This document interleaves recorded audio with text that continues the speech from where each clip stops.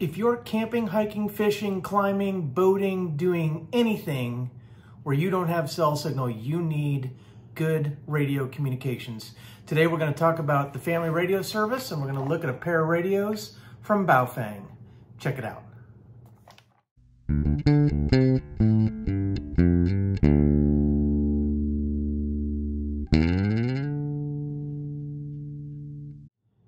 Hey guys, I'm Kevin with Kemp Outside, your inside source for all things outside. Today we are going to start a new series here at Kemp Outside focused on radio communications when you're doing outdoor activities. A lot of the places where we go, whether we're camping or hiking or fishing, a lot of places where we go, we do not have cell service. We want to be able to communicate with people in our group or reach out to others if we need help in an emergency. So we use a lot of different types of handheld and mobile radios.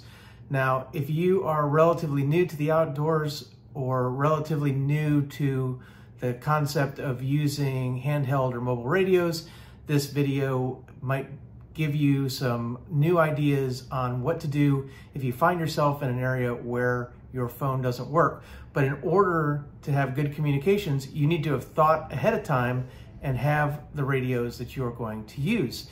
So today we are going to start the series with a video on the family radio service, and we're going to take a look at a pair of radios from Baofeng. Baofeng is a Chinese radio company that makes inexpensive handheld radios for use when you're outdoors, or really any other use that you could come up with for handheld radios. So what's FRS? FRS is the family radio service. If you want to think of it similar to CB, or Citizens Band Radio, it is a channelized radio service. There's 22 different channels that you can use to talk on, and you don't have to have a license from the FCC to use these channels. There are some downsides to FRS, which we're going to get to in a little bit, but the first thing I want to do is take a look at a example of an FRS radio. So in this case, we're going to do a review of these Baofeng FRS radios while we're at it. So why don't we crack the box open, show you what's in the box, and then start talking about FRS. So I'm just going to open the box right here. I don't have one of those fancy top-down cameras. I've been trying to figure out how to do that. It doesn't really work very well. So in the box, first thing we have is a manual. Most of the manuals for Chinese radios are written pretty poorly. This manual is okay, but honestly, guys, if you are new to radios and you're not exactly sure how to use them, your best bet is to find YouTube tutorials rather than try to read the manual. So we'll set that aside. In this kit, we have two FRS radios, so we'll take those out. Okay, we have a charging cable. These are USB-C chargeable. I'm really excited about that because you can charge them in the car, you can charge them on the go, in the house, all that. You don't have to stick the radios in like a docking cradle like the old days. These radios have wrist straps or lanyards. These are really nice, especially if you've got kids. When you hand a radio to a kid, you want it to come back. It's really good to put that lanyard around their wrist. It has some belt clips, so you can put the radio on your belt. And as Not a Rubicon says, if you watch his channel, he does a lot of radio reviews. Belt clips and wrist lanyards are great for impressing the chicks. His words, not mine. He's probably right, though. And then a set of batteries. So that's the box. Let me get one of these radios assembled and we'll take a look. So as I'm inserting the battery, one of the things that I notice here, guys, is that these battery packs are lithium-ion battery packs, and they are 1400 milliamp hour batteries, which is pretty cool. But the neat thing is that in the radio, let me see if I can get it in there, you can also put 3 AA batteries. So if these aren't charged and you need to go ahead and use the radios, you can obviously drop in some AA regular alkaline batteries. I recommend just using the rechargeables though. It's easy to put the battery in, and then the This goes up and then snaps. Looks like the belt clips just snap in. Okay, and that is a giant wrist lanyard for this radio. I guess you could even wear it around your neck, which might be really good for kids. So I don't know if I'm gonna leave those on. What's nice is you can just unsnap them. So you can just leave the tag on, right, like that, and then put the lanyard on if you need it. Let's go ahead and fire this thing up. So I'll hold the power button. All right, so I think before we use these, we're gonna need to go ahead and charge them up. So I'm gonna get them on the charger. But before we go into that, let me just talk to you a little bit about what makes an FRS radio an FRS radio. So an FRS radio is a radio that is licensed by rule, which means the radio carries the license. You don't carry the license to talk on it. So if you're gonna use FRS radios on FRS channels, you need to have a radio that's licensed as an FRS radio. Those radios are designed by some specific characteristics. The first thing is that they'll only have 22 channels, and you can't program in other frequencies like you could in, say, like a ham radio. This walkie-talkie is only allowed to output 2 watts, although I imagine this walkie-talkie is a lot less than 2 watts output. On channels 8 through 14, they're only allowed to put out a half a watt, and the rest of the channels are 2 watt output. The other thing that defines this radio is that it has a non-detachable antenna. This is really important when you're talking about things like transmitting farther distances. One of the biggest drawbacks to a handheld radio is the quality and the efficiency of the antenna. Oftentimes, especially if you're going to be using this radio from vehicle to vehicle, because you're in a giant metal cage, it's a whole lot better to put an antenna on a magnet outside the car and connect the antenna to the wire of the radio. But with an FRS radio, you cannot detach the antenna, so you can't do that. That's why GMRS or MERS are much better radio options for vehicle-to-vehicle communications for any distance.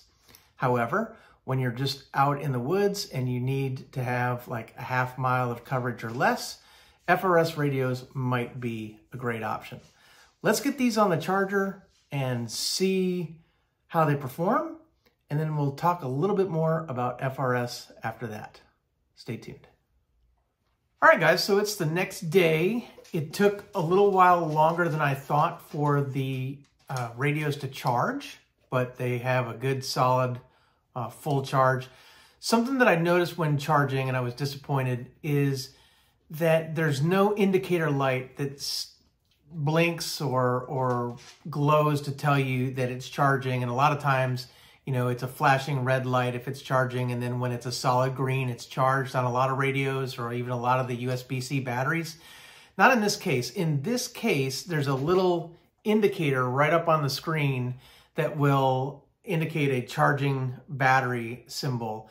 And while that's fine in good light, when I have this thing charging on my desk in the evening time when I don't have a light on, I couldn't tell whether the battery was charging or not. So that's just something to keep in mind. It's not the best, but it does work okay. So the other good part of it taking a long time to charge was last night before I videoed anything, I decided to just mess with the menus and really familiarize myself with the radio. So we're going to do an audio test in just a second, but a couple of things that I want to mention. If you're used to other radios that have knobs, like a turn-on knob, a volume knob, a channel knob, those kinds of things, this radio has no knobs. So this little thing right up here is actually the flashlight. So there's on, and it also flashes. And that can be activated whether the radio is on or off. So that's not a knob. So I keep reaching up to turn it on or turn the volume on. To use this radio, if you want to change the volume, you hit the up or down arrows. So hopefully you can hear that getting louder and then getting quieter, right? And you can turn that beep off as well. If you turn the beep off, it's a lot harder to figure out how loud the radio is going to be. To change the channel, you hit the same up and down arrows, but you have to hit the unlock button first. So there's a lock right there. You hit that unlock button, and then you'll see the number flashing. That is telling you that you can then raise the channel. I'm trying to get it so you can see it. 8, 9, 10, right? So I've been on channel 5, yep. And then to get it to stop flashing, I just hit the PTT button, and you can see the number on the screen is not flashing anymore. That's how you change the channel. So that's good and it's bad. It's good for when you're handing the radio to somebody and you're saying, here, if you need to talk to me, just hit the push to talk button and you're good. It's bad if you need to change channels a lot. If you're receiving a lot of interference, or you're in an area where there's a lot of FRS traffic and you're trying to find an open channel, it's kind of a pain to have to hit a button before you can change the channel up and down. If this is the only radio I had, I'd get really used to it and it wouldn't bother me, but because I have lots of different radios with lots of different uses, that's always going to trip me up. So just something to consider. It also has a scan function where you can scan all the FRS channels to see if you can pick up traffic.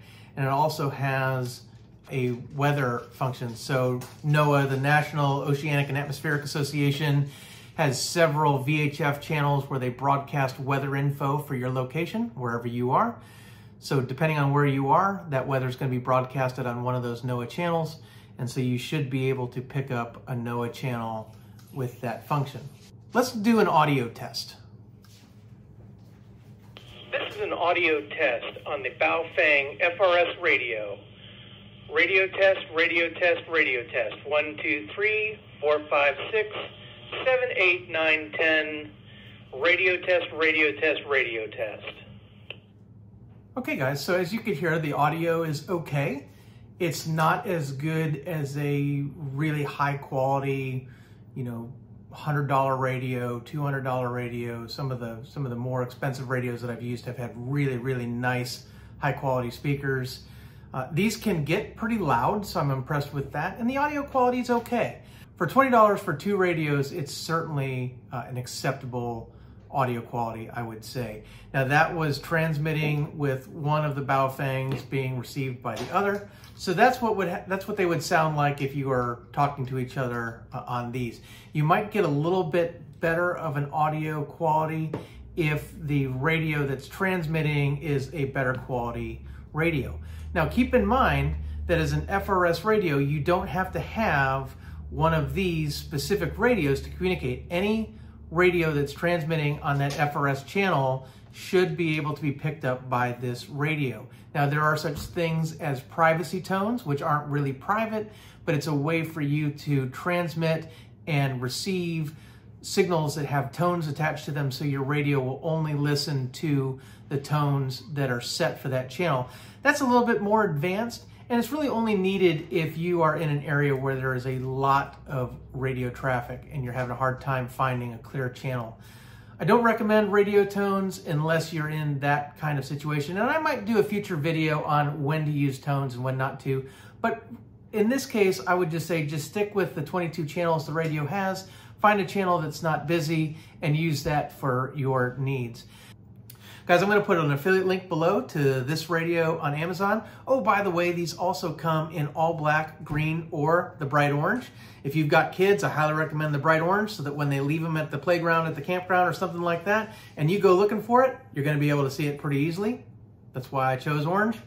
But if you want an all black radio or a different color, you can definitely go that route as well. Some other features, guys, of this radio that I want to mention is that if you can see it, these lights will light up blue, and that is a breathe feature. So when this thing is sitting on a desk or sitting far away, or you're in the dark and you can't see the screen, Those lights lighting up and going dim and lighting up and going dim are basically telling you that the radio is on and receiving whatever channel it's set to. I really like the breathe function when I can't see the screen to know whether or not I'm actually listening to somebody. Other features of the radio that I really like are, again, that it is USB-C chargeable right there, and that it has a Kenwood K1 connector for a speaker mic or headset. So if you are in an area where you can't hear, let's zoom in there, and you want a little headset, they definitely sell those. They're very inexpensive on Amazon. I actually have a bunch of them from a lot of radios I get. They send them so I could use any of those. That's a standard K1 style connector, Kenwood K1 style connector, where you can plug in a speaker mic or a headset, and then you could leave this clipped to something or hanging on your neck on the lanyard and still have a headset with a little button that you press to talk, and it works that way. So those are really nice features. This does have chargeable contact points on the side, so I'm guessing that there is a cradle that you could buy to dock these in and charge, but I like the USB-C charging. That's pretty handy for me. So all in all, guys, I do really like this radio. Some of the features, you know, it is definitely not a feature-packed radio, but for $10 per or $20 for a set, really hard to argue with something like this if this is all you need. Now, the other thing I want to mention, guys, is that FRS channels share the same channels with GMRS radios. So GMRS radios look like this guy right here. This is a Baofeng UV5G Plus radio. I'm going to be doing a review on this soon, so stay tuned for that. The 22 GMRS channels are the same as the 22 FRS channels with some minor differences. They are the same frequency, but they may not be the same bandwidth. So FRS operates on narrow bandwidth and GMRS operates on wide bandwidth. So what you need to know about that is basically, given everything else being equal, wideband signals, one, will typically sound louder, and two, will travel further with everything else being equal. Very often, not everything else is equal, so you don't really need to worry about that much. Just kind of keep that in mind, that if you want to get more distance out of your radios, FRS is probably not your first choice. That's for a number of reasons, and not just for the bandwidth. GMRS radios have detachable antennas, so you can put better antennas on the radio, and they're also allowed to transmit more power. So in general, GMRS radios are going to be a better option for you if distance is your primary concern. The downside to GMRS is that they do require a license, and that license has a fee. It's $35 for 10 years, and that license covers your whole family. We're going to do a whole lot more videos on GMRS, so stay tuned to the channel for that. Okay, so basically the video boils down to this. These are my top 3 reasons why you should choose FRS for your radio communications.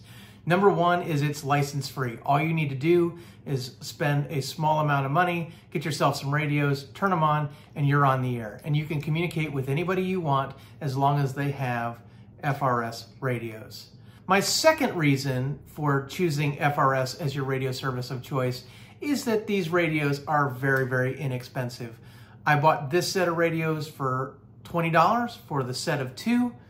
Actually, they were a gift from my wife for my birthday, so I didn't buy them, but she did. And bottom line is, guys, these radios are very, very inexpensive. So if you need a lot of radios, if you have a big group, if you just don't want to spend a lot of money, you don't have a big budget for this thing, FRS radios can get you on the air pretty quickly for the least amount of money. And then my third reason, guys, is that they are really easy to use. You turn them on, you pick a channel, and you start talking. Anybody can do it, including kids. As a matter of fact, the kids can probably do it way better than the parents from the get-go. So these are very, very easy to use.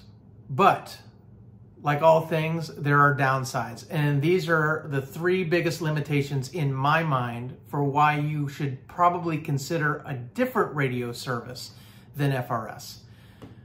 Number 1 is the range. And guys, range really varies. If you're on top of a mountain and you're transmitting, your radio signal is going to go really far. Your antenna limitations and your power limitations go right out the window because it's primarily a line of sight mode of communication. And so if you're transmitting from a mountain peak down into a valley, it can go for miles and miles and miles. But on flat ground with trees and buildings in the way and things like that, in general, I would say you're probably going to have less than a mile and probably significantly less than a mile. So these are great around the campground and that kind of thing, or when you're trying to communicate between the person backing the camper into the camp spot and the person spotting, this stuff is great. If you're gonna be a mile or 2 or 3 apart on normal terrain, you're gonna have a lot of problems communicating with this radio. So range is your biggest limitation. If you need more range, there are other options, other radio services that probably are better for you. And we're gonna get into those right here on Camp Outside. The second limitation regarding FRS radios and why I think you should consider something other than FRS, if this is important to you, is that there are no antenna options. These antennas are non-detachable according to the rule for FRS. So there is no way to upgrade the most important part of this radio, which is the antenna. A better antenna will get you a lot farther transmit range. And for me, that's a really, really important thing, which is why I primarily don't run FRS and I choose other radio services. So again, it's part of, it's similar to the range thing, but even bigger antennas, you'll be able to receive signals better as well as talk. So this antenna will be really limited in the signals it receives and how far it transmits. So if you want better antennas, you need to look at GMRS, MERS, or ham radio. And my third reason to choose something other than FRS is that the channels can tend to be very busy. If you are somewhere where there's a lot of FRS traffic, it can be in urban environments or suburban environments, or even at parks where there's a lot of people. Anybody can go pick up a set of these for 20 bucks and hop on them. So finding a channel that's not busy can sometimes be really, really challenging. And yes, you could set a privacy tone and then not hear those people and only transmit radio to radio, but you could be causing them interference and interfering with their communications. Good radio etiquette means that if you're operating a radio, whatever radio it is, you want to do your best to not step on or interfere with the communication of others. And so with only 22 channels, believe it or not, those channels can get really busy and you might have a hard time finding a good channel to communicate with your group. So there are other options for more channels. And again, they share the same channels with GMRS radios. So this is probably a limitation of GMRS as well, is that GMRS is also hearing all these FRS radios and all these FRS radios are hearing all the GMRS radios. So just something to consider if you are looking for a radio service with a lot less traffic. My #1 choice is the 1.25 meter band on ham radio. You're gonna need to get licensed as a ham radio operator for access to those bands. But if you want good communications where there's gonna be nobody, that's my recommendation. And guys, we're gonna do a video on why you should consider becoming a ham radio operator for your outdoor use right here on Camp Outside. So guys, if you haven't hit that subscribe button, please do that. Hit that like button. Give me a comment below. Tell me what radio service you like to use. Are you an FRS guy? Are you a ham radio operator? Let me know what kind of radio services you use in the outdoors. You can also connect with us on our Facebook, LinkedIn, Instagram, and X, or our website at campoutside.com. We exist to help moms and dads take their kids camping, hiking, fishing, learn about nature, and develop a conservation ethic. We want to help you get you and your kids outside. One of the things that you're going to need to be able to do when you're taking your kids outside is to communicate effectively, even if you get split up. That's why we rely on radio services and not just our cell phones when we're out in the woods, because a lot of times, as I said before, our cell phones don't work. So I highly recommend you start creating a comms plan for your family if you're going outside, and we would love to help you. So again, if you have any questions about this, what would be right for you, send me your questions, guys. If you're like, hey, I'm normally 3 miles away and it's hilly, what do you recommend? or, hey, we only want to communicate, from site to site at a campground. Tell me what you guys are trying to do, and I would be happy to try and figure out the best solution for you. So guys, I hope you enjoyed the video. As I said, we are starting a whole series of videos here on Kemp Outside about outdoor communications, different radio services, radio reviews, antenna reviews, how to get the maximum amount of distance coverage with the radio, all of those things. We're going to cover all that stuff right here on Kemp Outside to make sure that you can communicate with your group, or in an emergency, communicate with someone else to call for help. Guys, I'm Kevin with Kemp Outside, your inside source for all things outside. Thanks for watching. We will see you next time.